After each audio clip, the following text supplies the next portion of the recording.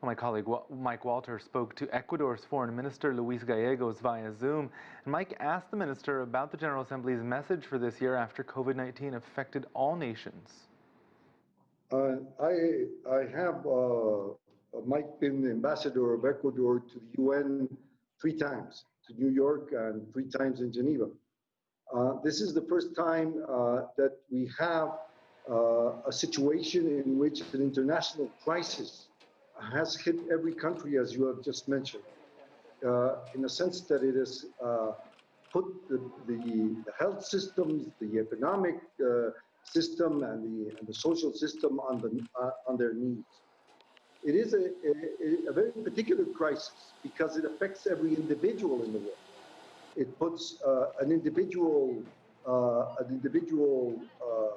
danger in each one of our lives and those of our dear ones, and it brings to us a new phenomenon that this little bug has put a sense of change that is required not only to survive, but also to confront this enormous challenge to the world. So this General Assembly meets in a virtual fashion to look at the ways in which we can coordinate activities, have the political will to have solidarity amongst us, and streamline our capabilities to do what we must to save our people and to put our economies back in track. Your Vice Minister of Health recently highlighted the relationship between Ecuador and China. He said, and this is a quote, "The relationship with China, with the Chinese government, has been very active and decisive in strengthening the response that as a country we've been able to give to the pandemic." So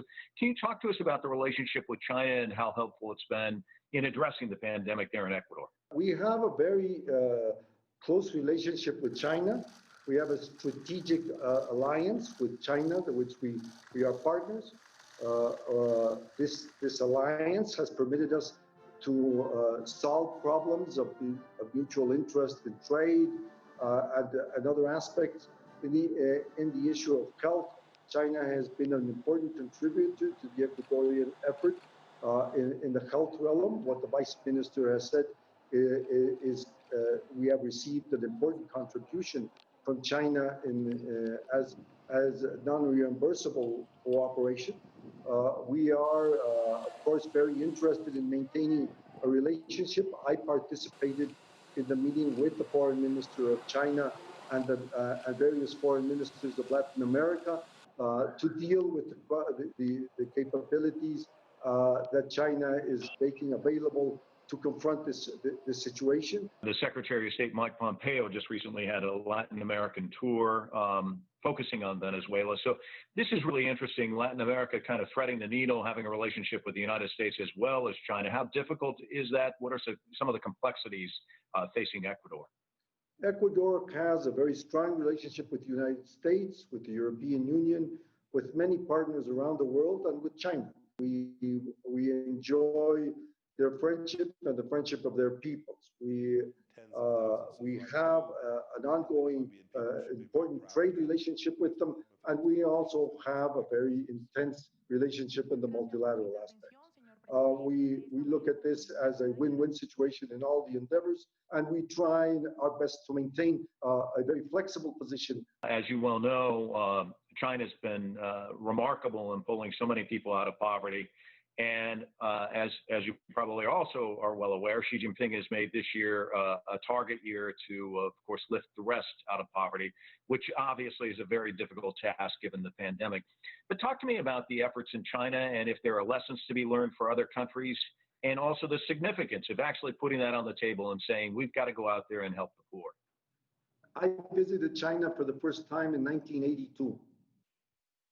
And in 1982, it was a different China. I am one of the witnesses that has seen what China has done in these last decades to make it an extraordinary and viable economic society. I visited China twice last year for different reasons. One for a seminar on by UNITAR in Shanghai, and another one for disability rights, because I am up to now the president of the Conference of State Parties for Persons with the Convention of Persons with Disabilities in the UN. The actual issue is that we have to learn, and we have learned, but we have to learn how a country can surpass the issue of development and get to the prosperity for our people.